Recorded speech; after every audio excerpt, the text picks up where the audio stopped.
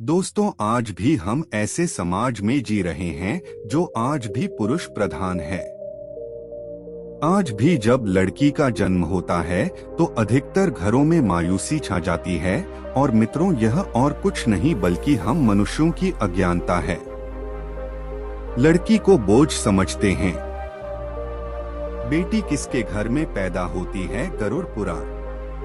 परंतु आपको जानकर हैरानी होगी कि लड़की का जन्म हर किसी के घर में नहीं होता, बल्कि उसी के घर होता है जो भाग्यशाली होते हैं और अपने पुण्य कर्म अर्जित किए होते हैं। और आज हम आपको यही बताने जा रहे हैं कि भगवान कैसे घरों को लड़की का जन्म देने के लिए चुनते हैं और वह कौन से पुण्य कर्म है जिसकी वजह से कोई भी इंसान बेटी का माँ या बाप बनता है।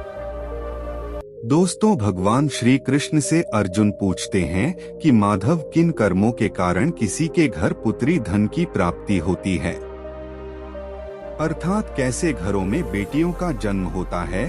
तब श्री कृष्ण ने अर्जुन से कहते हैं, हे पार्थ, अगर किसी के घर बैठे ही भाग्य अच्छे होते हैं तो बिटिया सौभाग्य से, और जो भी स्त्री या पुरुष अपने पूर्व जन्म में पुण्य कार्य वर्जित किए होते हैं उन्हें ही एक बेटी के माता पिता होने का सौभाग्य प्राप्त होता है। बेटियों को जन्म के लिए उन्हीं घरों को चुना जाता है जो बेटियों का भार सहन कर सके, क्योंकि तीनों लोगों में स्त्री अर्थात बेटियां ही ऐसी होती है जिसका भार हर कोई सहन नहीं कर सकता।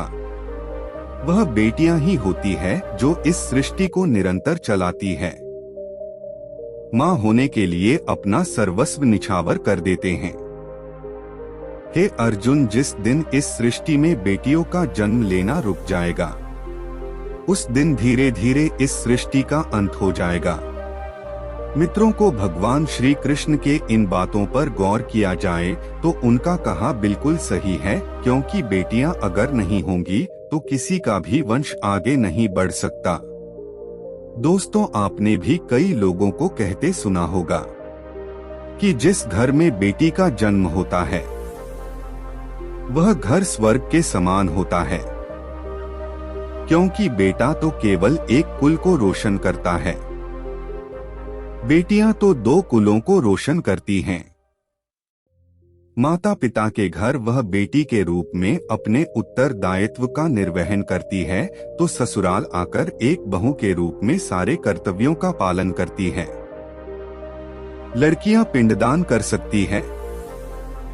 दोस्तों, आजकल आप सुनती ही हो, बेटियां वो परिवार में किसी के मर जाने पर उसका पिंडदान नहीं कर सकती है। लेकिन यह बिल्कुल भी सही नहीं है, क्योंकि रामायण में बताया गया है कि प्रभु श्री राम के पिता राजा दशरथ की मृत्यु हो गई तो माता सीता अर्थात राजा दशरथ की बहू ने भी उनका पिंडदान किया था, जिससे उन्हें जन्म मरण के चक्र से मुक्ति मिल गई थी। इतना ही नहीं, हिंदू धर्म शास्त्रों में बताया गया है कि बेटियां भी अपने पिता के नाम का पिंडदान कर सकती हैं। वहीं अगर ससुराल पक्ष में कोई पुरुष नहीं है तो इस स्थिति में बहू भी पिंडदान कर सकती हैं। इसलिए मित्रों, वह लोग बहुत किस्मत वाले होते हैं जिनके घर में बेटी जन्म लेती है। वही वह प्रबल किस्मत के होते हैं जिनके घर एक से ज्यादा बेटियां होती हैं। शायद यही कारण है कि बेटियों को लक्ष्मी कहा गया है। दोस्तों, बहुत से लोगों की सोच यही होती है, बेटी है तो बिना समय गवाएं और इस पर पढ़ाई में पैसे लगाएं। लड़कियां जन्म क्यों लेती हैं? गरुड़ पुराण में बताया गया है कि जब आत्मा को नया जन्म मिलता है तब आत्मा को शरीर के अनुसार व्यवहार में चलकर अपने कर्म करने होते हैं। शरीर के जरिए कर्म करके ही एक आत्मा अपनी जन्म के उद्देश्य को सार्थक भी बना सकती है और निरर्थक भी, यदि कोई पुरुष महिलाओं का आचरण करता है। स्वभाव में महिलाओं वाले याद ले आता है या वही काम करना चाहता है जो एक महिला को करना चाहिए, तो ऐसे ही पुरुषों का आत्मा स्त्री का शरीर धारण करती है। वहीं गरुड़ पुराण में बताया गया है यदि कोई व्यक्ति मृत्यु के अंतिम चरण में किसी स्त्री को याद करते हुए प्राण त्याग करता है तो वह अगले जन्म स्त्री के रूप में जन्म लेता है। वही अंतिम चरण में भगवान का नाम लेता है तो उसे मोक्ष की प्राप्ति होती है। हिंदू धर्म में गरुड़ पुराण का बहुत महत्व है।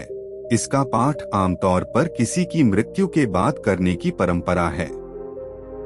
इसमें भगवान विष्णु की भक्ति की महिमा, मृत्यु और उसके बाद अगले जन्म की बात कही गई है। 18 पुराणों में से इसे एक माना जाता है। इसमें विष्णु भक्ति का विस्तार से वर्णन किया गया है। गरुड़ पुराण में हमारे जीवन से लेकर कई महत्वपूर्ण बातों पर प्रकाश डाला गया है, जिनके बारे में व्यक्ति को जानना जरूरी है। इस ग्रंथ में भक्ति, ज्ञान, वैराग्य, सदाचार, निष्काम कर्म की महिमा के साथ यज्ञ, दान, तप, तीर्थ आदि का वर्णन किया गया है। इसके अतिरिक्त घर की बहु बेटी के संबंध में कुछ ऐसे गुणों का वर्णन किया गया है जो घर में लक्ष्मी का रूप होती हैं। चरित्रहीन लोगों से मेलजोल रखने वाली स्त्रियों को परेशानियों का सामना करना पड़ता है। ऐसे पुरुष अपने निजी हित के लिए स्त्री का प्रयोग कर सकते हैं। इस प्रकार के पुरुष की संगति का असर स्त्री पर भी हो जाता है, जिसका अंत अच्छा नहीं होता। इस प्रकार की स्त्रियों को परिवार और समाज वाले भी धिक्कारते हैं और उन्हें कहीं भी स्वीकारा नहीं जाता। इसलिए ऐसे लोगों से दूरी बनाकर रखनी चाहिए। 2 पति से अलग नहीं रहना चाहिए। बचपन में स्त्री की रक्षा उसका पिता, शादी के बाद उसका पति और बुढ़ापे में उसका बेटा करता है। विवाह के पश्चात स्त्री को प्रत्येक परिस्थिति में अपने पति के साथ ही रहना चाहिए। प्रत्येक दुख में उसका साथ देना चाहिए। पति से अलग और अपनी मर्जी से प्रत्येक कार्य करने वाली स्त्री के कार्यों का प्रभाव उसके बच्चों पर भी पड़ता है, जिससे उनका भविष्य कष्टों से भर जाता है। पति से अलग रहने वाली स्त्री को कोई भी सम्मान की दृष्टि से नहीं देखता। 4 कभी भी किसी पराये घर में नहीं रहना चाहिए। महिलाओं को कभी भी किसी पराये घर में नहीं रहना चाहिए। जो स्त्री पराये घर में रहती है उसे समाज में गलत न होते हुए भी गलत समझा जाता है।